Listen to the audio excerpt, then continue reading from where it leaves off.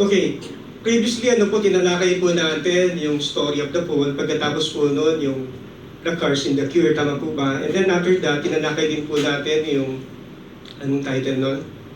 The after false effect, tama po? At sa mga pag-aaral po natin na yun, nakita po natin, natutunan po natin, na nilikha ng Diyos ang tao perfectly, tama po ba? Kaya lang nagkaroon ng pagbagsak, dumating nga po yung pool, tama? At yung kasalanan na yun ng tao, namunga pa siya ng iba pang mga kasalanan. Amen? At alam po natin, sa bawat kasalanan, meron pong sumpa. Tama po? Okay. Balikan lang po natin ng konti, bago po tayo dumaho dun sa topic po natin para sa hapong ito. Okay, meron pong sumpa yung kasalanan. At nung nagkasala nga po yung tao sa kanyang pagbagsak dun sa halaman ng Eden, nakita po natin na mula dun sa perfection, pumasok na po ang corruption at saka imperfection. Tama? At pagkatapos mula doon sa pagkakalikha sa atin bilang mga immortal, pumasok na nga yung corruption, nagkaroon po ng kamatayan. Okay, nabubulok na po yung katawan ng tao, unti-unti, nagkakasakit tayo. Pagkatapos, namamatay po tayo. Amen po ba? Amen. So, nakita po natin sa pag-aaral po natin na hindi na nga po perpekto ang tao mula nung araw na bumagsak siya doon sa may halaman ng Eden. At nakikita natin hanggang ngayon yung epekto ng kasalanan na yan. Tama po ba? Pumasok yung perfection, may mga pinapanganak na minsan walang kamay. Tama? May mga pinapanganak na bulag. Tama po ba? Yung mga pinapanganak na tawag ito may mga congenital heart disease, pinanganak na sila na merong ganung uri ng karamdaman. Yung iba naman merong tinatawag natin genetic, ang tawag dito, genetic neurological, okay, disorder. Pinanganak sila kagaya ng ng autism, tama ba? Pinanganak sila na merong kulang doon sa kanilang pag-iisip. At kasama doon sa didiscuss po natin, yung pagkakaroon ng gay feeling, naging tawag dito, naging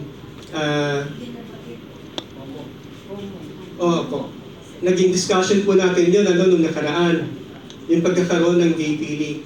At nakita po natin sa pag-aaral po natin na yung bagay na yun, na hindi lamang environmental influence, kasama po ron yung hormonal, tawag dito, hormonal imbalance, tsaka yung genetic reason, kung bakit nagkagano. At yun po ay talaga ay bunga ng kasalanan.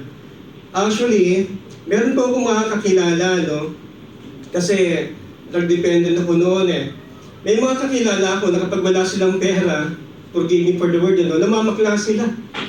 Okay, para magkaroon ng pera, para magkaroon ng pandroga.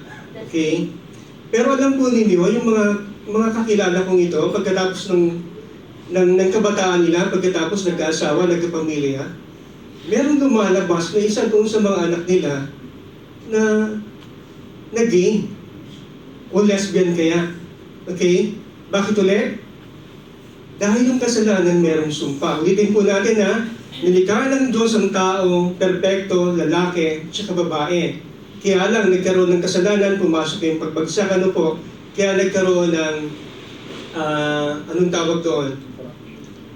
Na-corrupt yung tao, nagkaroon ng corruption, okay, at pumasok yung imperfection. Okay, moving on po. Sa hapon pong ito, tatalakay tayo ng ilang bagay, at sasantabi muna natin yung pag-aaral po natin sa Lumang Testamento at kukuha po tayo ng aralin ngayon sa Bagong Testamento. Okay? Alam mo ba ninyo na yung optical nerve po natin ay 25 times sensible kaysa doon sa nerve ng ating mga tenga? Okay? At alam din po ba ninyo na kapag yung mata po natin, o kapag tayo mismo, nakakita tayo ng mga bagay na maganda, okay, ng mga bagay na kaaya-aya, mga bagay na tingin natin romantiko. Alam po ba ninyo na lumalaki, nagdidilate yung mga pupil ng ating mga mata? Pag nakakita tayo ng mga bagay na kaya-aya para sa atin. Tingin po kayo sa akin. Tingin ko nga yung mga mata doon kung lumaki. Lumaki nga sa inis. Okay? Lumalaki daw po yun pag nakakita tayo ng mga bagay na maganda, ng mga bagay na kaibig-ibig. Okay? Ang sabi nga nilang gano'n, yung mata daw po natin is a window of soul. Tama? Dito nakikita yung ating kaluluwa, yung damdamin ng bawat isa sa atin. Naalala ko yung isang kanta noong 1979, babalik tayo ng konti, ano po. Kung pamilya kayo doon sa unang-unang boy band ng Pilipinas, yung Hagibis, okay? Meron silang kanta noon doon sa kanilang 1979 album, ang titulo, Bintana. Ang sabi nga doon sa kanta, ang bawat babae daw mayroong bintana. Sa kanyang mga mata, sa mata mo makikita ang kanyang nadarama. Pag ang mata'y nagniningning at may kahalo pang lambing, may damdamin kang biglang magigising. Tugtong pa, sa bintana niyo malalaman ang buong katotohanan. Pag siya'y matagal tumitig, sabing ganon, siguradong siya ay umiibig. Pero, pag ang bintana ay bukas at ang tingin ay nandidingas, sabing ganon, wag mo na raw tingnan, split agad. Okay, bakit natin sinasabi yung bagay na ito? Sapagkat sa hapon pong ito, yung pag-aaral po natin, ay may kinalaman sa mga mata. Okay? At sa Biblia, makikita po natin na sa maraming pagkakataon, ay nagkaroon ng encounter ng ating Panginoon sa mga taong walang paningin, no? Doon sa mga bulag. Okay? From the Bible, we see different accounts where Jesus Christ healed the blinds. Okay? Kagaya ng dalawang bulag doon sa Mateo 9:27-31. Hindi naman, yung pinanganak na bulag, okay, doon sa John 9. Kung maalala po niya, pinagugas niya doon sa pool of Siloam. Okay, na-encounter din po niya yung isang bulag dahil possessed ito. Bulag siya at pagkatapos baby pa siya. Ang dahilan, demon possess yung tao. Okay? At bukod doon, nagkaroon din po ng encounter ng Panginoon sa mga bulag doon sa lugar ng Jericho. Okay? Pero gayon man po, from these accounts, among the blinds only the name of Bartimaeus was mentioned. Sa lahat ng kwentong ito, sa lahat ng mga pagkakataong ito, sa lahat ng encounter na ito ng ating Panginoon, doon sa mga bulag na pinagaling niya, tanging pangalan lamang ni Bartimeo ang na-mention o binanggit at nalista sa Biblia. Tama? Ano nga ba yung meron kay Bartimeo? Ito po yung titulo na meron tayo sa hapong ito. What about Bartimaeus o Bartimaeus? Anong tungkol kay Bartimeo? Anong kwento niya? Anong meron sa kanya? Ang teksto po natin makikita sa Marcos 10:46-52. Okay?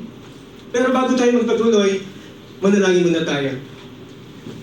Lord, muli maraming salamat sa iyo sa hapong ito. Pinupuri po namin kayo. Salamat sa pagkakataon, Panginoon, na mapag-aralan po namin ang salita po ninyo. Dalangin po namin, Lord God, na samahan mo po kami at hayaan po ninyo, Panginoon, na maunawaan po namin ang mensahe mo para sa bawat isa sa amin. Manatili ito, Panginoon, sa aming isipan at maging bahagi ng buhay ng bawat isa sa amin. Purihin nga, Panginoon, sa hapong ito, nakilakaw Diyos at kinikilala namin, Panginoon, wala kaming magagawa, maliban na lamang kasama namin kayo. Sa iyong kapurihan, sa pangalan ni Jesus, ito ang aming panalangin. Amen po at amen. Palakpakan po natin sa dalang Panginoon.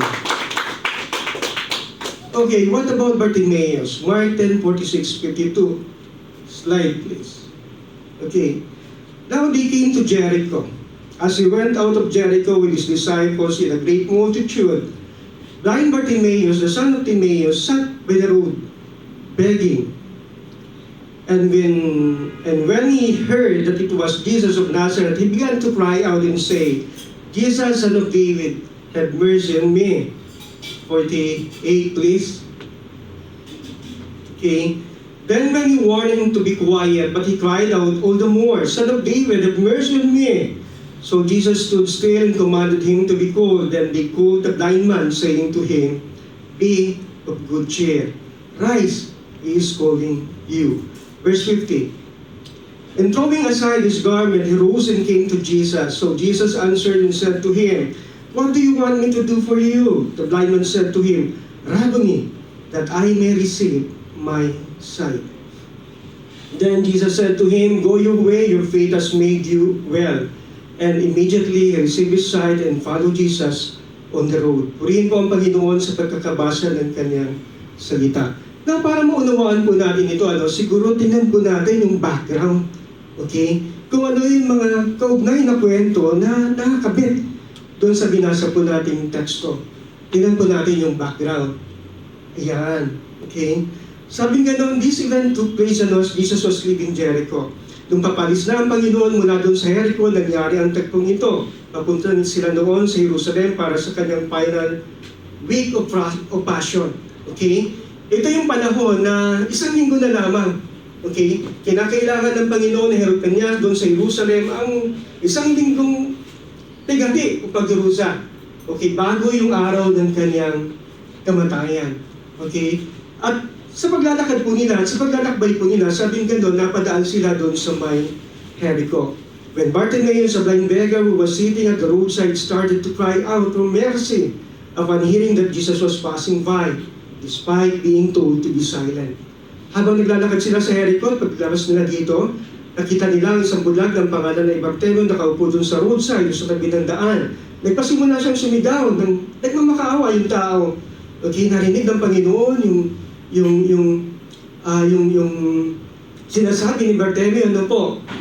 Pero ginawa ito ni Bartimeo sapagkat unay na nang narinig, ano po, na dumadaan ng Panginoon. At ginawa niya yung bagay na yun sa kabila na pinagbabawalan siya ng mga taong nakapaligid sa kanila noong mga pagkakataon na yun. But Jesus, recognizing Bartimaeus' faith, healed him. Pero dahil na-recognize ang Panginoon ang pananampalataya ni Bartimeo, sabi nga ng Biblia, pinagaling siya dito. At sa pagkatanggap niya ng kanyang paningin, anong ginawa ni Bartimeo? Sumunod siya kay Kristo. Okay? Now, let's see the controversy. Sabi nga noon, critics often discredit the veracity of the story. Laging dinidiscredit ng mga kritiko yung katotohanan ng kwentong ito. Sinasay po nila, sabi nga noon, yung mga supposed discrepancy, yung mga pagkakaiba between the accounts of the writers of the gospel. Yung mga pagkakaiba doon sa mga kwento ng mga manunulat ng Ebanghelyo. Meron kayang pagkakaiba, palagay po ninyo. Tingnan po natin. Basahin po natin ang Lucas 18:35. Ano po sinasabi? Ito po sinasabi. Then it happened as he was coming near Jericho that a certain blind man sat by the road begging. Okay, sa talatang ito makikita po natin na yung pangyayaring ito naganap nung may encounter ng Panginoon ng isang bulag. Okay, nung papalapit na siya sa may Jericho. Tandaan po natin when he was coming near Jericho. Nakita siya ng isang bulag at yung bulag na ito nakaupo, namamalimos. Now, tingnan po natin yung Marcos 10:46. Ano pong sinasabi? Ito pong sinasabi. Now they came to Jericho, as he went out of Jericho with his disciples in great multitude. A blind Bartimaeus, the son of Timaeus, sat by the road, begging. Now, sa pagkakataong ito, makikita po natin sa Marcos 10:46, ano po, nangyari ang tagpo na nakakita ang Panginoon ng bulag ayon kay Marcos nang makalabas na siya saan? Sa Jericho. Kanina, kailan niya nakita yung bulag? Bago sila makarating ng Jericho. Pero ayon kay Marcos, ano po, kay Mark, nakita ni Kristo ang bulag nang papalabas nung nakalabas siya doon sa may Jericho. At ang pangalan ng bulag ay Bartimeo. Tama? Sabi ni Marcos, doon sa tala ni Lucas, parang ganito. Oo, tama, mayroong bulag, nakita ang Panginoon, mayroong isang bulag. Pero hindi bago makarating. Nakita ng Panginoon ang bulag, kailan? Pagkatapos niyang lumabas doon sa syudad, doon sa bayan ng Jericho. At ang pangalan ng bulag na yon ay Bartimeo. Pero ano ba sinasabi ni Mateo patungkol sa bagay na ito? Tingnan po natin. Matthew 20:29-30, ano pong sinasabi? Now as they went out of Jericho, a great multitude followed him, and behold, two blind men sitting by the road. Okay, when they heard that Jesus was passing by, cried out, saying, Have mercy on us, O Lord, Son of David. Ang sabi ni Lucas, merong isang bulag, nakita ng Panginoon nang paparating siya sa Jericho. Ang sabi ni Marcos, totoo merong isang bulag, pero nakita ng Panginoon yung bulag na yon nung papalabas na siya sa Jericho at ang pangalan nito ay Bartimeo. Tama? Pero sabi ko naman ngayon ni Mateo, teka, totoo na nakita ng Panginoon yung bulag paglabas niya doon sa may Jericho. Pero hindi isang nakita niya. Dalawa ang nakita niya ayon doon kay Mateo. Tama? Now, ano po ba yung totoo dito? Ano yung tama dun sa mga account ng mga writers ng Biblia? Okay? Tuloy po natin. Dahil po dito, critics pointed out that the discrepancies in the account as to the details and numbers of the blind show that the scripture is unreliable and therefore could not be trusted. Sinasay po ng mga kritiko na yung pagkakaiba doon sa mga account, sa detalye, sa numero, kung ilan ang bilang ng mga bulag, ay nagpapakita lamang na ang Biblia ay hindi mapagkakatiwalaan. Pero ganun nga kaya yon? Tama nga kaya yon? Tingnan po natin. However, proper evaluation of the text will prove that the different accounts of the writers were all true and they were complementing to each other. Kung pag-aaralan po natin mabuti, yung mga teksto na binanggit po natin kanina, pinapakita po nito na yung mga pagkakaibang kwento o magkakaibang kwento ng mga writer ng Biblia ay pare-parehong totoo at they complement.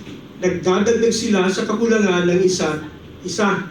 Yung bagay na hindi nailista ng isa, nailista ng isa. At yung bagay na nakalimutan niya, nailista pa ng iba. Nasusundan po ba natin? Hello? Okay. For in fact, sabing ganon, the writers here were telling two distinct instances. Dalawang pagkakataon ang tinutukoy dun sa mga talatang binasa natin. Okay? And not three reports of a single story. Hindi ito kwento, hindi ito magkakaibang kwento, o hindi ito tatlong kwento hindi ito tatlong magkakaibang kwento ng isang pangyayari. Tama? Sa halip, merong dalawang pangyayari. Okay? Na ikinukwento ng tatlong tao. Paano po nangyari yung bagay na ito? Tingnan po natin.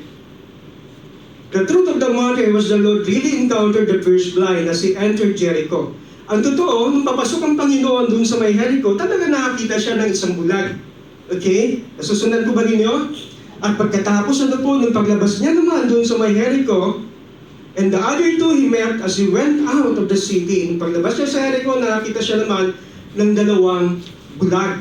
And it's just so happened that among the two blind, Bartimaeus stand out the other. Mas maingay si Bartimaeus dun sa dalawa.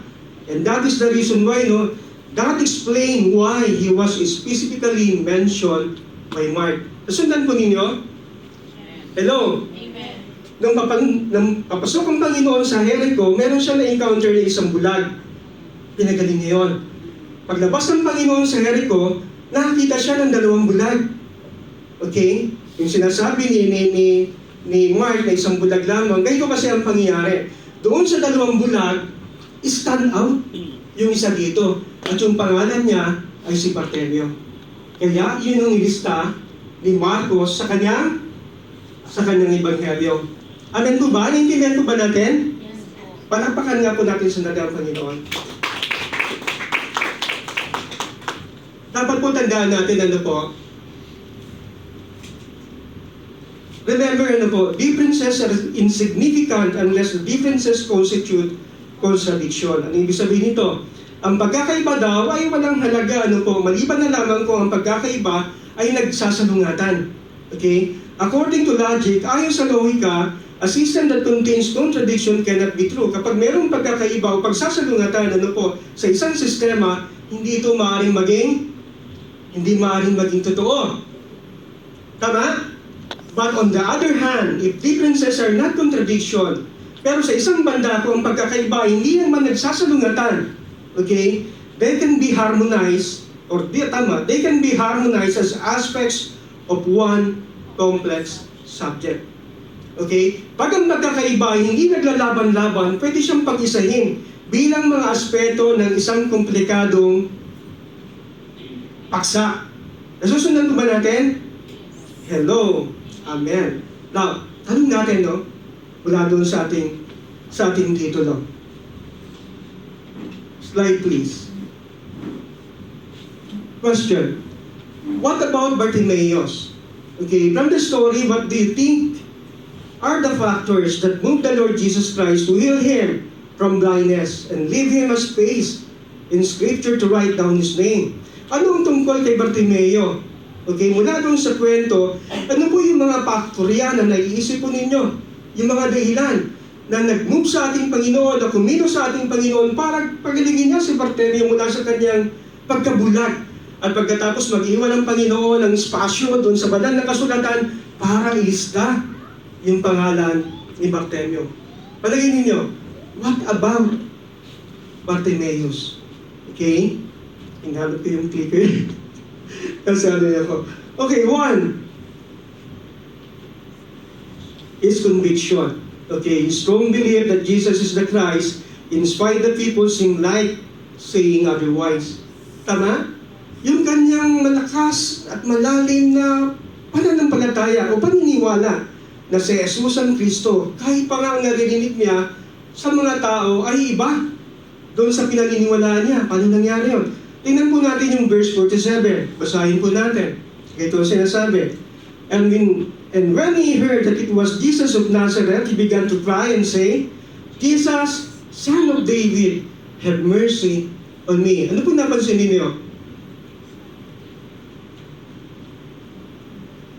Iba yung kanyang conviction dun sa sinasabi ng mga taong nakapaligid sa kanya. Namamali mo si Bartimeo noon, narinig niya yung mga tao, sabing gano'n, si Jesus Nazareno dumadaan. Tama? Pagkatapos agad-agad, bumangon si Bartimeo sa kanyang pagkakaupo. Pagkatapos sumigaw siya, Jesus, anak ni David, maawa ka sa akin. Paano pinakita doon yung kanyang pananampalataya na si Jesus ang Kristo? Kung alam po natin, ano po, kung familiar kayo, yung Nazareth, nasaan po yun? Nandoon sa probinsya ng Galilea, sa northern part ng Israel. Tama po ba? Samantala po naman si David pinanganak saan? Sa Bethlehem. Yun po yung bayan ni David. Tama? Bagamat sinasabi ng tao na si Jesus ay isang Nazareno, naniniwala siya na si Jesus ay anak ni David at hindi talaga taga Nazareth, kundi taga Bethlehem ng Judea. Nasa, anong tawag dito? Nasa southern part ng Israel. Alam po ba ninyo kung gaano ang layo ng dalawang tawag dito, location? Meron siyang, o pinag-ihiwalay, ano po, ang Nazareth ng Galilea, doon sa Bethlehem ng Judea, ng 70 milya. Kaya hindi ito isang pagkakamali. Deliberately, ano po, sinabi talaga ni Bartimeo na si Jesus ay anak ni David, ang ibig sabihin, taga Bethlehem ng Judea. Nakita ninyo? Iba yung sinasabi ng tao. Pero iba yung malalim na konbiksyon ng pinaniniwalaan ni Bartimeo. Amen ba? Amen. Amen. Jesus, Son of David, have mercy on me. Parang ganito yan eh. Oh, nararayan na si Jesus na taga Divisoria. Pagkatapos, biglang may sumigaw, Jesus! Anak ni Clody! Eh si Clody, taga Nabotas eh. Tama, nasusundan po ba ninyo para mas maunawaan po natin yung pinag-uusapan po natin. So, anong pinapakita dito? Tingnan tuloy natin. Slide please. Okay. Bartimeus believed contrary to the clamor of the people around him. Iba yung sinasabi ng tao, pero iba yung pinaniniwalaan ni Bartimeo. Despite that, as a blind man, his conviction was against what was then important sense to him. Ano yung important sense sa kanya nung mga panahon na yun? Yung kanyang sense of hearing. Tama ba? Yes. Tama? Kapag ang tao kasi walang paningin, bulag siya, ang inaasahan niya, yung pakiramdam o yung pandinig ng kanyang tenga. Nasusundan po ba natin? Yun yung alternative. Okay? Pero gayon man, mas malakas yung kanyang conviction kaysa doon sa kanyang naririnig. Hindi niya pinagtitiwalaan yung pinaka-importanteng pandamdam na meron siya alternatibo, no, para doon sa kanyang mga mata, yung kanyang sense of hearing. Dahil yon sa kanyang conviction of his strong belief that Jesus is the Christ, okay, in spite the people seem like saying otherwise. Slide please. Naalala ko yung kwento, merong isang bulagan na po, namamali mo siya sa harap ng simbahan ng Quiapo. Okay? Pagkatapos, lahat ng mga tindero doon, mula sa Carriedo, sa ano pa bang mga street ang naroon, Hidalgo, na around Quiapo. Okay? Minsan ang pagkakamalaan siya na hindi talaga siya bulag. Ang dahilan, alam na alam ng bulag na ito kung magkano yung hinuhulog ng tao sa kanyang lata. Kapag may naghulog ng 25, alam niya, 25 yun, pagtawag ng telepono, dati yun na. Okay? Pag may naghulog ng piso, piso yun. Alam niya. Hanggang isang araw, mayroong estudyante na padaan sa parehong sa lugar kung saan namamalimos yung bulag na ito. Ano po? Final exam ng batang ito. Nagmamadali yung bata, kailangan yung makarating sa eskwela sa oras para makaabot siya dun sa kanilang pinal na eksaminasyon. Okay? Gusto niyang pumasa dun sa kanyang examination. Nadaanan niya yung bulag. At pagkatapos, nanalangin siya sa Panginoon, Lord, bibigay ako sa bulag, pero hayaan mo kung makapasa doon sa exam. At pagkatapos, dahil na nagmamadali na siya, halos tumatakbo na siya. Hindi ko alam kung nag-aaral siya sa Piate o sa PMI. Yun kasi yung mga eskwelahan, malapit doon sa may Along Carriedo. Pagkatapos yung naghagis, yung bata ng 5 piso, yung estudyante ng 5 piso. Pero dahil sa pagmamadali niya, hindi na shoot doon sa lata. Gumulong yung pera. Ano talaga yung ginawa ng bulag? Tumayo yung bulag. Pagkatapos, kinundan niya yung pera. Tumigil yung paggulong ng pera, kinuha niya yung pera, bumalik siya doon sa kanyang pwesto, tsaka niya nilagay sa lata. Nakita niya ng estudyante, pero wala na siyang pagkakataon para tanungin pa yung bulag kung ano talaga yung mga nangyari ng pagkakataon na yun.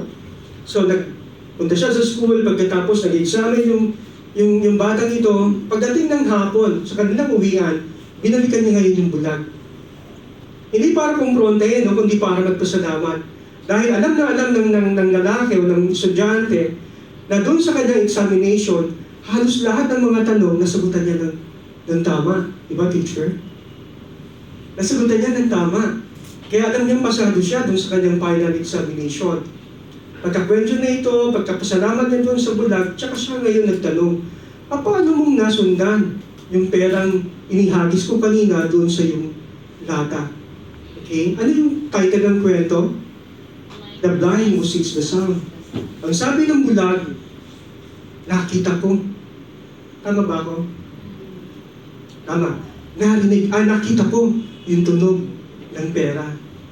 Nakita ko yung kalansing ng barya. Ano yung sabi yun? Dahil sa wala siyang paningin, wala siyang mata, ang pinakamata na meron siya para sa kanya, alin? Yung kanyang tenga. Pero makikita po natin sa kwento ni Bartimeo, bagamat napaka-importante ng sense na ito, yung sense of hearing, dahil wala siyang sense of sight, binaliwala niya yun. Dahil naniniwala siya na si Jesus ay hindi talaga taga Nazaret ng Galilea. Napunta lamang sila doon dahil sa persecution na ginawa ni Haring Herodes ang pinanganak ang batang Jesus. Sama po ba? Pumunta sila sa Egipto, nung umatay si Herodes, nagpunta sila doon sa may Galilea, sa Nazaret ng Galilea. Pero alam po natin, saan pinanganak si Kristo? Doon sa Bethlehem ng Judea. Nasusundan po ba natin? At yun yung pinaniniwalaan ni Bartimeo, na si Jesus, hindi lang basta Nazareno, kundi siya yung Kristo, ang anak ni David. Tama ba? Hello? Yes. Amen. Purihin po ang Panginoon. Palakpakan nga po natin sandali ang Panginoon.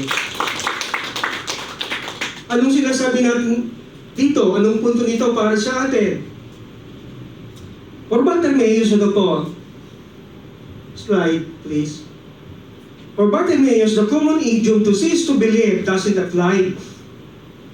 For he was convinced that in order for him to receive his sight, the opposite principle is what he must apply. Tama ba? At ano yung prinsipyo to? Believe and you will see. Tama? Ang mundo kasi naniniwala na kinakailangan ko munang makita bago ako maniwala. Tama? Pero si Bartimeo, yung kanyang application ng kanyang pananampalataya, kinakailangan mo munang manampalataya bago ka makakita. Hello? Amen? Amen.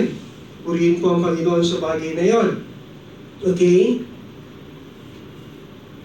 A principle that we as believers of Christ should adapt and live by. At yung parehong prinsipyo, na meron si Bartimeo na kinakailangan ko munang manampalataya para yung mga bagay na gawa ng Diyos, ang himala ng Diyos ay aking makita dapat makita rin po yun sa atin bilang mga Kristiyano, bilang mga mananampalataya ng ating Panginoong Jesucristo. Ang mamuhay tayo ayon sa pananampalataya at hindi ayon sa ating nakikita. To live not by sight, but by faith to the Lord, no? Jesus Christ. Naalala niyo si Thomas? Tama ba? Nung nagpakita ang Panginoon doon sa mga disipulo noong unang pagkakataon, wala si Thomas. Wala siya roon. At pagkatapos, makita ng mga disipulo ang nagbagong Kristo, ikwento nila yung pangyayari yun kay Tomas. Pero ayaw maniwala ni Tomas. Sabi niya, maniniwala lamang ako kapag nakita ko yung mga butas sa kanyang mga kamay. Okay? At gayon din naman sa kanyang tagiliran. At kapag naisuot ko yung aking daliri doon sa butas sa kanyang kamay, maisuot ko yung aking braso sa sugat o doon sa butas sa kanyang tagiliran. Tama? At pagkatapos yung biglang pumasok ang Panginoon doon sa room. Peace be with you. Nagulat si Thomas. Panginoon ko, Diyos ko. Sabi nga ng ibang mga faith, tamo? Nagulat lang si Thomas hindi naman niya talaga dinideclare si Jesus Christ bilang Panginoon at Diyos, no? Pero kapag inaral po natin, walang punctuation mark, walang tandang padamdam dun sa paturol. Yung pagkakabanggit ni Thomas, Panginoon ko at Diyos ko. Okay? So, ang sabi ng Panginoon, nananampalataya ka dahil nakita mo. Pero mas mapalad ang ano daw? Ang nananampalataya kahit hindi sila nakakakita o kahit hindi pa nila nakikita. Amen ba? Amen. Palakpakan nga po natin sandali ang Panginoon. Is conviction. Pangalawa is consistency. Ano meron kay Bartelio? Okay, is consistency. For being very consistent and persistent in spite of suppression and difficulty.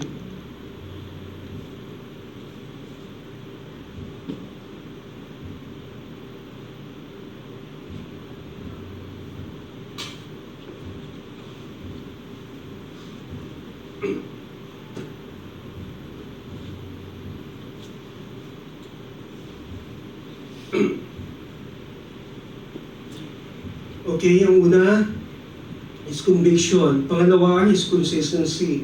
For being very consistent and persistent in spite of suppression and difficulty. No, sa pagiging, tawag dito, sa kanyang pagpapatuloy. Okay? At paulit-ulit sa kabila ng merong pagpigil sa kanya at tawag dito, sa kabila ng mahirap para sa kanya, no, nagawin yung bagay na yun. Makikita natin yun sa verse 48. Tingnan po natin. Okay, sabi nga lang, then many warned him to be quiet. Maraming tao nagbawal sa kanya na tumahimik. Tumahimik ka. Okay, kung may sabi ganun kasi may actually joke yun. Sabi ganun, pag may katuwiran, manahimik ka. Okay. Sabi nga ng mga tao sa kanya, manahimik ka. Pero, sabi ng Biblia, but he cried out all the more. Lalo siya nagingay, lalo siya nagsisigaw. Son of David, have mercy on me. Okay? Slide, please. When Bartimaeus heard that Jesus of Nazareth was passing by, something stirred within him. No, merong bagay na bigla na lamang nabuhay sa loob niya, bigla na lamang kumislot sa loob niya. So he cried out, Jesus, anak ni David, sabing gano'n, maawa ka sa akin. His cry is significant. Okay? His conviction that Jesus is from the royal lineage. Basahin ko po ulit, ha? When Bartimaeus heard that Jesus of Nazareth was passing by, something stirred within him. So he cried, Jesus, son of David. Nang marinig ni Bartimaeus na si Jesus na Nazareno nagdadaan, merong bagay na kumislot sa kanya, nabuhay sa kanya, at pagkatapos sumigaw siya, Jesus, anak ni David, maawa ka sa akin. His cry is significant. Okay, pambihira, ano po yung kanyang pag-iyak? His conviction, yung kanyang conviction, that Jesus is from the royal lineage of David, na si Jesus ay galing sa lahi ng hari, na si Haring David. Ano po? Was an acknowledgement that Jesus is the Christ, the promised Messiah. Tama ba? Yung kanyang pagsisigaw, sa kabila ng sinasabi ng mga tao na si Jesus ay Nazareno, at pag kanyang pagsisigaw na si Jesus ay anak ni David, ay nagpapakita lamang ng conviction. Okay, ni Bartimeo, na ano? na si Jesus ang Kristo. Amen? Yung pinangakong Messiah para sa kanila, para sa mga Hudyo, which rejected by the Jews. Tama? Na hindi naman tinanggap ng mga Hudyo. Ang totoo hanggang ngayon, marami pa rin, hanggang ngayon, hindi pa rin sila, o naghihintay pa rin sila sa isang Messiah, sa isang Kristo na magliligtas sa kanila. Tama? Hello? Amen. Kaya tayo nakapasok doon sa may tipan dahil ni-reject nila yon. Ang nangyari mula doon sa mga Hudyo, yung tipan ng Panginoon na uwi sa mga Hintil. Hello? Nasusundan po ba natin? Sa ibang araw siguro pag-aralan din po natin yan. Slide, please. The response of the crowd was so frustrating and disheartening. They told them to keep quiet. Yung response ng crowd doon sa pananampalataya o sa conviction na meron kay Bartimeo, ay nakapangihina.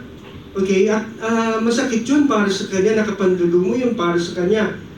Leading him as nuisance and unworthy of the attention of the Lord. Kaya trato siya na parang wala lang at hindi karapat dapat sa atensyon ng ating Panginoon. Yet rather than giving in to them, pero sa halip na bumigay na lamang si Bartimeo doon sa kanila, Bartimeus calling out even louder. Lalo pang inakasan ni Bartimeo yung kanyang sigaw, Jesus, anak ni David, maawa ka sa akin. Amen ba? At anong pinapakita rito? And with his relentless shout, sa kanyang patuloy na pagsisigaw in this being consistent of what he professed, sa pagiging consistent niya doon sa kanyang pananampalataya, sa kanyang conviction na si Jesus ang Kristo. Kahit sinasaway siya, paulit-ulit pa rin niyang sinasabi ito, that Jesus is the Christ, the Son of David. The Lord was moved and called for Bartimaeus to come to him and be healed. Okay? Na makita ng Panginoon yung consistency doon kay Bartimeo. Okay? Yung patuloy niyang pagsigaw na si Jesus ay anak ni David, kahit pinipigilan siya ng mga tao sa kabila noon. Yun yung bagay na kumilos sa ating Panginoong Jesucristo para patawag na si Bartimeo at pagalingin. Ito, tama ba? Doon sa kwento, hindi po natin makikita na nilapitan ng Panginoon si Bartimeo para pagalingin ito. Anong ginawa niya? Doon sa kwento, sa binasa natin kanina. Tinatawag niya si Bartimeo sa pamagitan ng mga tao rin naman na pumipigil sa kanya kanina. Tama? Hello? Dumadaan sila, palabas sila ng Jericho, nakita nila yung dalawang bulag, yung isa ron, mas maingay, ang pangalan niya Bartimeo. Okay, napansin siya ng Panginoon. Pero hindi siya binalikan ng Panginoon. Ang ginawa ng Panginoon, nagutos siya doon sa mga tao para palapitin si Bartimeo sa kanya. Now, ano yung puntong pinapakita natin sa bagay na yun? May mga pagkakataon para gumawa ng himala ang ating Panginoon, kinakailangan din niya ng ibang tao, kinakailangan niya tayo para maging instrumento para doon sa pangangailangan ng iba. Nasusundan ko ba natin? Pwede naman puntahan niya si Bartimeo o palapitin niya si Bartimeo sa kanya. Pero ang nangyari, pina-assist niya si Bartimeo doon sa ibang tao nakapaligid doon sa pagkakataon na yun para lumapit sa kanya. At yun yung naging daan para gumaling si Bartimeo ng mga pagkakataon na yun. Anong pinapatunayan dito? Anong punto? This proved that our consistency in our faith is honored by the Lord. So here we are encouraged, okay, of not giving up and be suppressed by doubts and disapproval of others around us. Pinapatunayan po lamang ito, na yung pagpapatuloy natin sa ating pananampalataya ay honor. Pinapahalagahan yun ng ating Panginoon. At ini-encourage po tayo na hindi dapat tayo mag-give up. Kahit pa mayroong mga suppression at mayroong mga pagdududa. Doon sa mga tao, mayroong mga disapproval. Doon sa mga tao nakapaligid sa atin. Kinakailangan pa rin tayo magpatuloy kagaya ni Bartimeo. Nasusundan po ba natin? Amen. Okay. Tingnan po natin yung halimbawa po natin para sa bagay na ito. Sabi nila ng Biblia, pray without ceasing. Okay? Merong isang lalaki, na nalangin siya na isang bagay. Pero yung bagay na yun, matagal niyang pinapadalangin. Pero hindi pa rin tinutugon ng Panginoon at hindi pa rin ito dumadating sa kanya. Ibig sabihin, hindi pa rin niya natatanggap yung tugon. Okay? Pero patuloy pa rin niyang pinapanalangin yung bagay na yun. Hanggang lumipas na yung mga linggo, lumipas na yung mga buwan, okay, at yung mga buwan, naging mga taon. Halos kinatandaan niya na yung panalangin na naihingi niya sa ating Panginoon, pero hindi pa rin ito dumarating at pinagkakaloob ng Diyos sa kanya. Hanggang dumating ang isang araw na parang napagod na yung taong ito, at sabi niya sa kanyang sarili, titigil na siya sa panalangin para sa partikular na bagay na yon. Okay? Pero alam po ba ninyo, at the same time, habang dinidesisyon niya yung mga bagay na yon, okay, nagtatanong din po naman ang isang anghel sa Panginoon kung bakit hindi pa o kung kailan matatanggap ng tao o ng lalaki yung pinapanalangin nito sa kanya. Merong isang anghel na taga-deliver, no, ng mga tugon sa ating mga panalangin. Ang naiinip na, nagtatanong rin sa Panginoon, Lord, kailan mo ibibigay yung panalangin ng lalaking yun? Ang sabi ng Panginoon ng pagkakataon na yun, at the same time, nag-iisip yung lalaking yun, kapag nagpatuloy pa siya sa kanyang pananalangin sa loob ng 7 araw, sa loob ng 7 araw, matatanggap niya na yung kanyang kahilingan. Ano ba lagay ninyo nangyari? Nasusunod pa ba ninyo? Ayan na eh. Ibibigay ng ganyan. Huminto pa. Nasusunod pa ba natin? Yun yung kahalagahan ng pagpapatuloy sa ating mga panalangin. Isang bagay na ginawa ni Bartelio ng pagkakataon na yon na nakakuha ng pansin ng ating Panginoon at pinalapit siya para pagalingin sa tagpong iyon. Naalala po ninyo yung 4 ways na sinabi natin noon kung paano tumutugon yung Panginoon. Ano yung una? How the Lord answered our prayer. O how the Lord answers our prayer. 1, direct. Tama? Kung ano yung hingi po natin, direct, yun din ang binibigay ng Panginoon. Kung nangingi tayo ng damit, kulay red, binibigay ng Panginoon yung damit, kulay red. Pati yung size. Oo, specific. Ano po, yun ang pinagkakaloob ng Panginoon. Ano yung pangalawa? Yes, guys. Okay, isang bagay ang hinihingi mo, ibang bagay yung pinagkaloob sa iyo. Pero sa paglipas ng mga araw, napatunayan mo na yung binigay sa iyo na hindi mo hinihingi, ay higit mong kailangan dun sa bagay na hinihingi mo. Ang tawag doon, disguise, answered. Okay? Ano yung pangatlo? Denied. Okay, na nalangin ka, pero hindi talaga binigay ng Panginoon dahil makakasama sa iyo. Ano yung pangapat? Delayed. Okay? Tama? At sa mga pagkakataon na nadidelay o parang nadidelay yung katugunan ng ating Panginoon, anong dapat meron tayong virtue? Yung kagaya ng kay Bartelio, consistency. Yung pagpapatuloy dun sa bagay na hiningi natin. Amen? Palakpakan po natin yung Panginoon. Pangatlo is confidence. Okay. Bartimaeus also shows his confidence or trust that the Lord would heal him by giving up his valued possession as a blind man. At ano yung valued possession niya ng mga pagkakataon ngayon? Kanina yung valued, yung important sense niya, yung hearing. Ngayon naman, ano yung valued possession na meron siya? Yung kanyang balabal, yung kanyang cloak. Alam po ba ninyo kung bakit? Sige nga po, slide please. During the time of Jesus, during Jesus' time, people who were blind wore cloaks as a means of identifying themselves as beggars to solicit alms. Lahat daw ng mga bulag ng mga pagkakataon na yon, meron silang balabal na ginagamit para sa kanilang pagkakilanlan. Ang ibig sabihin, pag susuot ang bulag yung balabal na ito, malalaman ng mga taong naroroon na nakapaligid sa kanya na yung taong may suot ng cloak na yon, ng balabal na yon ay isang bulag.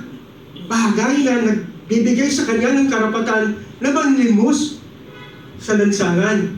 Dahil alam ng tao, bulag siya dahil dun sa balabal na suot niya. Okay?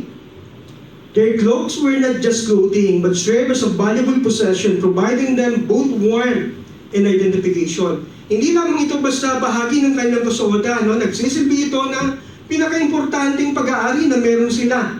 Okay, nagbibigay ito ng init sa malamig na gabi at gayon din naman ng kanilang pagkakakilanlan. Amen?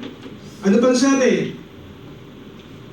The cloak also served as a visual marker, signaling the others that the person wearing it was blind and in need of assistance. Ano po yun? Halimbawa, tumatawid ka doon sa kalsada, bulag ka, pagkatapos suot mo yung balabal na yon, yung cloak na yon. Alam ng mga tumatakbong karwahe, alam ng mga bayo, alam ng mga kawal ng hari. Kapag dumaraan sila sa lansangan na yon, kung nasaan yung bulag na merong suot ng kanyang balabal. Sa ganon, hihinto sila kung kaya iiwasan nila yung tao na may suot ng balabal na yon. Dahilan? Dahil yung may suot na yon, sinasabi nilang isang bulag. Tama ba? Okay. The cloak represented their reliance with the help and generosity of others to survive. Ang kanilang balabal ay representasyon ng kanilang pag-asa dun sa tulong at pagiging mapagbigay ng iba sa kanila para sila mag-survive. Therefore, ano gusto nating sabihin? What we're trying to say. Therefore, throwing the cloak as what Bartimaeus did was a great demonstration of his trust and confidence that the Lord would heal him from blindness and that he would no longer be needing of it to identify himself as blind. Kaya yung pagkakatapon niya ng kanyang balabal, okay, ay pinapakita lamang niya, dinidemonstrate lamang niya yung kanyang pananampalataya, yung kanyang confidence na pagagalingin siya ng Panginoon mula sa kanyang pagkabulag. At sa gayon, hindi niya nakakailanganin pa yung balabal na yon na nagpapakilala sa kanya bilang bulag. Tama? Alam ni Bartimeo na pagagalingin siya ng Panginoon ng pagkakataong yon. Kaya alam din niya na hindi niya nakakailanganin pa yung balabal kahit ito importante sa kanya. Amen ba? Amen. So, anong punto? Wait. Saan ba ako? And that he will no longer be needing of it to identify himself as a blind, to warm by it, and to sit on. Ito yung nagbibigay ng init sa kanya, no? sa malamig na magdamag o sa malamig na gabi. Ito rin yung kanyang inuupuan kapag namamali mo siya. Sa pag-asa na bibigyan siya mula dun sa mga handouts, dun sa mga hawak ng mga nagdaraan, ng mga passers-by. Now, anong punto natin? For us here today, okay, are we willing like Bartimaeus to leave our valuables behind? Handa rin po ba tayo kagaya ni Bartimeo na iwanan natin yung mga importanteng bagay para sa atin? Okay? Para lamang makalapit tayo sa ating Panginoon. To believe confidently that the Lord could be trusted all of our lives and is able to change our situation or status from spiritual blindness or bankruptcy. Okay? Para maniwala tayo confidently na ang Panginoon ay yung pagkakatiwalaan ng lahat ng mga bagay sa ating buhay at kaya ng pag-uwi ng ating mga sitwasyon at mga estado, okay, bilang mga spiritual blind at spiritual bankrupt. Tama ba?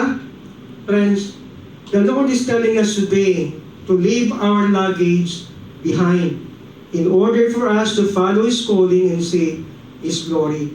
Bago natunto, bago nakasunod si Bartimeo doon sa pagtawag ng Panginoon sa kanya, kinailangan niyang ihagis. Okay, ang alin? Yung kaniyang balabal na napaka-importante sa kanya ng pagkakataon na yon. Tayo naman sa pagkakataon ito, sa araw na ito, sinasabihan tayo ng Panginoon, ano bang bagahe na meron tayo? Kagaya ni Bartimeo, kinakailangan din natin iwan ito in order for us to follow His calling and see His glory. Hindi tayo makakasunod doon sa pagtawag ng Panginoon sa atin kung napakarami nating bagahe. At hindi natin lalo makikita ang kaluwalhatian ng Panginoon kung dala-dala pa rin natin yung mga bagahe na yon. Tama?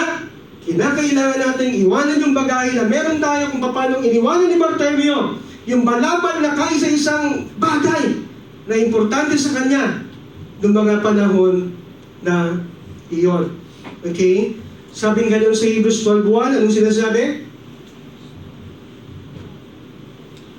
Therefore, since we are surrounded by such a great cloud of witnesses, let us throw off everything that hinders and the sin that so easily entangles. Makikita natin yun sa Hebrews 12:1a, sa unang bahagi. Mayroong mga saksing nakapaligid sa atin habang tumatakbo tayo sa takbuhan ng pananampalataya. We have a great cloud of witnesses. Kaya naman ang advice ni Pablo, itapon natin yung mga bagay na nakapipigil sa atin, yung kasalanan na nagbubuhol sa atin para hindi tayo makapagpatuloy sa takbuhin na binigay sa atin ng ating Panginoon. Alam niyo ba yung diferensya dun sa nangyari kay Bartimeo at dun sa sitwasyon na meron tayo ngayon? Yung mga nakapaligid na tao sa kanya, ng mga pagkakataong yun, nilagay yun ng Panginoon doon para ano?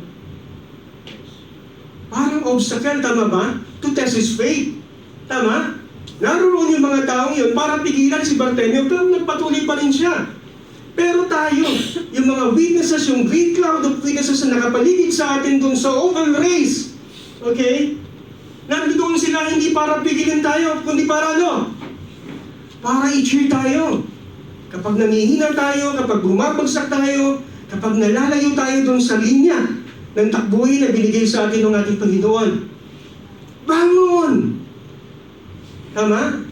Diyan, Ray, tayo, kaya mo yan. Sige, takbo! Naroon sila para encourage tayo, hindi para pigilin tayo. Kaya walang dahilan, para hindi natin magaya kahit paano yung halimbawa na iniwanan ni Bartimeo para sa atin. Amen? Amen. Pang-apat, huli na po ito. Huling punto, his claim. Okay? When the Lord asked Bartimaeus of what he wanted, he declared plainly, yet possessively, to receive his sight. Makikita natin yun sa verse 51. Anong sinabi? Basahin po natin. Sabi ganito, so Jesus answered and said to him, what do you want me to do for you? The blind man said to him, Rabboni, that I may receive, my sight. So makikita natin, possessive, yung ginamit na pananalita ni Bartimeo ng mga pagkakataon na ito. Anong ibig sabihin? It is simple but bold declaration, claiming his right from Jesus who he believed is able to deliver what he asked for and to make this miracle for him possible. Simple, pero matapang. Yung kanyang pag-angkin sa kanyang paningin that I may receive my sight. Mula kay Kristo na pinaniniwalaan niyang kayang i-deliver o kayang gawin yung bagay na kanyang hinihingi para gawin yung milagro. Okay? Na hinihingi niya na posible. Okay? Isang virtue na dapat at hinahanap din naman ng Panginoon sa atin. Dapat meron tayong virtue kagaya nito. Ano yon? To believe the possibility of the impossible. Napaka-imposible kung pinanganak ka ng bulag para makakita ka pa eh. Tama? Patay na lahat ng mga nerve mo dun sa mata. Okay? Pero naniniwala pa rin si Bartimeo na kayang gawin yun. Kayang i-deliver ng Panginoon yung bagay na hinihingi niya. Okay? This is not a kind of desperate prayer. Pakilipat na lang po yung slide. Begging for mercy for him to be able to see, but a petition to receive of what he claimed to be his. Hindi ito isang uri ng panalangin ng pagmamakaawa para lamang makakita. Okay? Ito isang petisyon.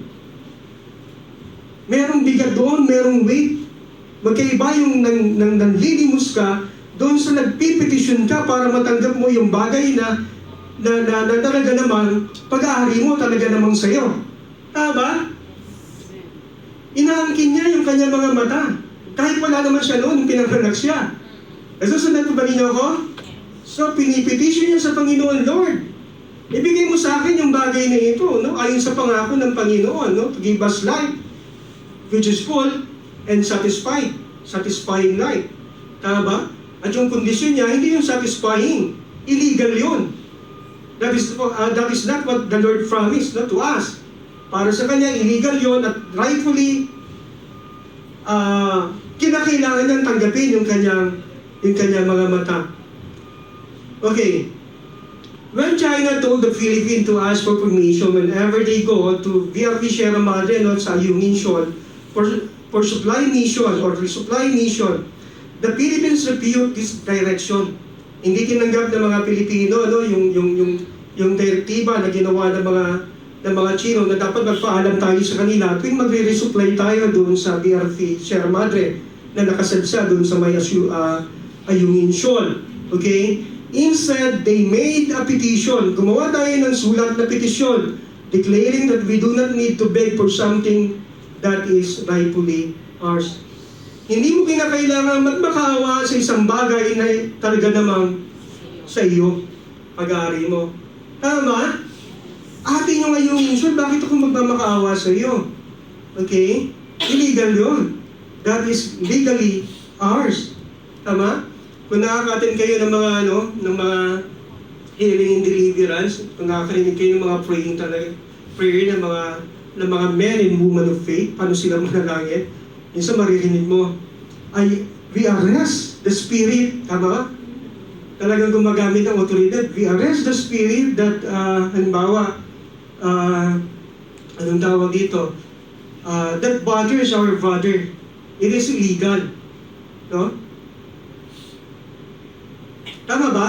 It is illegal dahil yung taong yun, pag-aari yun ng Panginoon. It is, the man belongs to God. Tama? At wala siyang karapatan para guluhin yung taong ito. Amen? Hindi kasi ko masyado sa faith eh. Sino kaya pwedeng gumawa nun dito sa atin? Si Ate Glo? Si Pastor Glo? Okay, sa kasi dito po sa atin, sa BMI main, ang talagang makikita mo na very confident, tsaka fiery yung page si Dr. Rose, tsaka si Attorney Candy. Yung dalawang babae ng Diyos na yun, talagang explosive sila pag gumamit sila ng otoridad ng galing sa Panginoon. At sad to say, hindi ako ganun. Buti na lang kahit paano may alam ako sa Biblia. Yun lang yung bintahin natin. 4. Ay, I'm sorry. Saan na ba ako?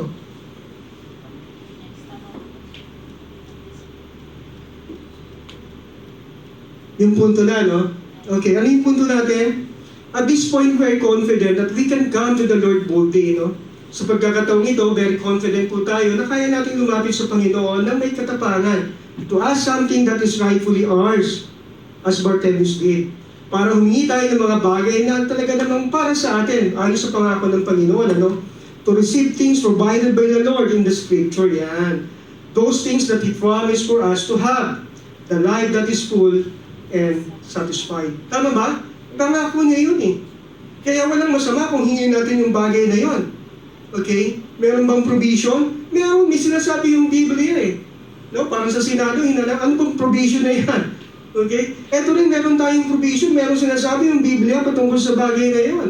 Binigyan tayo ng Panginoon ng buhay na kaaya-aya at kasiyasiya. Okay? At anything na tawag dito, last to that, pwede nating tanggihan. Okay? Dahil yung bagay na yun ay binigay ng Panginoon at pag-aari natin talaga ayon sa kanyang pangako.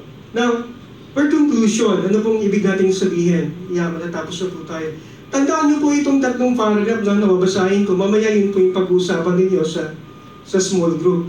Dadagdagan lamang po natin ng isang bagay. Okay, for conclusion, have you ever felt like you are in darkness, that the light within you seems no longer shining in you, feel so lost, and you can see a way forward or where you are going? Okay? Nagkaroon ba ng pagkakataon sa buhay mo na pakiramdam mo nasa karimlan ka? At yung liwanag na meron ka ay parang hindi na sumisilay sa iyo. At hindi mo makita yung daan kung saan ka pupunta. Pangalawa, okay, have you ever felt like you are sitting the roadside where it feels like life is just passing you by? Nararamdaman mo ba na para ka lamang nakaupo doon sa tabi ng daan, kagaya ni Barthelus, at ang pakiramdam mo na yung buhay mo ay para lamang dumadaan, okay? While you are stuck and getting lower like a spectators of life than the participants, okay? Habang nakastuck ka lamang sa lugar na yon at wala kang napupuntahan, at para ka lamang spectators, para lamang minamasdan mo yung mga taong nagdadaan sa iyo at kung ano yung mga ginagawa nila, at kung ano yung mga bibigay nila sa iyo.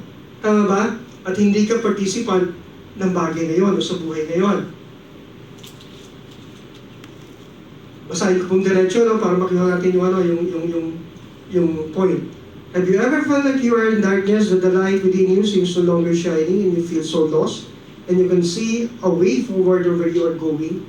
Have you ever felt like you are sitting on the roadside where it feels like life is just passing you by, while you are stuck and getting nowhere, like a spectator of life than a participant? Or have you ever felt like you are begging, for you have nothing in hands necessary for you to live and survive? O nararamdaman mo ba na para ka lamang namamalingos o nanlilimos sapagkat wala kang bagay sa iyong mga kamay na kinakailangan mo para mabuhay at mag-survive? Kung naranasan po natin yung mga bagay na yun, ano po, tugtong po natin yun sa pag-uusap ninyo mamaya, ano po, ano yung ginawa ninyo sa bawat pagkakataon na yun? Yung panahon na para kayong nasa kadiliman, yung panahon na para kayong nanlilimos ng mga bagay dun sa ibang tao para lamang makasurvive kayo sa buhay ninyo. Yung panahon na parang yung oras ay dumadaan lamang sa iyo at parang yung mga nangyayari sa paligid mo ay hindi ka kasali dito, hindi ka bahagi ng buhay at pinapanood mo lamang sila bilang spectators. Ano po? Noong mga panahon na yon, ano yung ginawa mo sa bawat pagkakataon na yon? Okay, yun yung dadagdag po natin. Sige po, slide. From this lesson, we see why the Lord healed Bartimaeus, how He made him whole, kung paano siyang pinagaling at kung paano naayos yung buhay ni Bartimaeus, putting back in track and giving him a new life. Naibalik siya sa tamang daan at pagkatapos nabigyan siya ng bagong buhay. In so much so, why the Lord even honored him by giving him space in Scripture to write down his name. Okay? Makikita natin sa pag-aaral po natin kung paano pinagaling ng Panginoon si Bartimaeus at kung bakit, kung paano siyang nilagay dun sa tamang track, binigyan siya ng bagong buhay, at higit pa ron, binigyan siya ng parangal, at binigyan siya ng spasyo sa Biblia para maisulat yung kanyang pangalan. Anong sabi?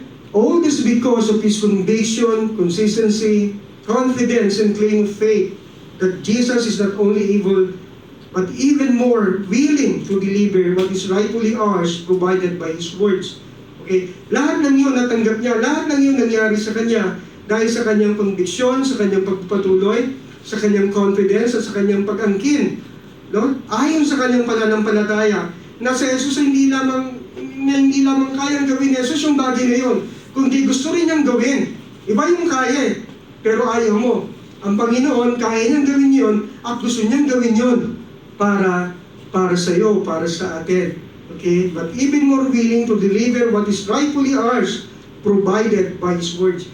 Nakasulat yun sa kanyang salita. Siya may sabi nun, ang utos ng hari, ang salita ng hari, hindi pwedeng mabali, kaya pwede mo siyang panghawakan sa kanyang sinabi. Lord, sinabi mo ito Tama. Bilang hari, hindi niya pwedeng baliin yung pinangako o sinabi niya sa iyo. And so, with that, we as believers of Jesus Christ should possess the same virtues of faith that we've seen from the story in the character of Bartimaeus. Dapat meron tayong parehong virtue na nakita po natin kay Bartimaeus sa kanyang character dun sa kwento. To have this kind of conviction, yung kapareho ng kanyang conviction, consistency, confidence, and claim of faith, for us to be on track, para malagay tayo sa tamang landasin, and not just on the roadside, at hindi lamang tayo sa tabi ng daan, to have life and a new life, not as spectators, but as active participants. Hindi lamang nandun tayo sa tabi, pinapanood natin sila. Amen? Hindi lamang tayo nagmamasid, dapat kasali tayo sa nangyayari doon sa ating kapaligiran, doon sa lugar na ating ginagalawan. Amen po ba? Amen. Amen. Palakpakan nga po natin ang Panginoon. So ano yung mga bagay na meron si Bartimaeus? Yung kanyang conviction, kanyang consistency, ano pa? Yung kanyang confidence, at yung kanyang claim of faith. Amen? So magandang hapon po sa ating lahat. Purihin po ang Panginoon. Dakila po ang Diyos sa buhay ng bawat isa.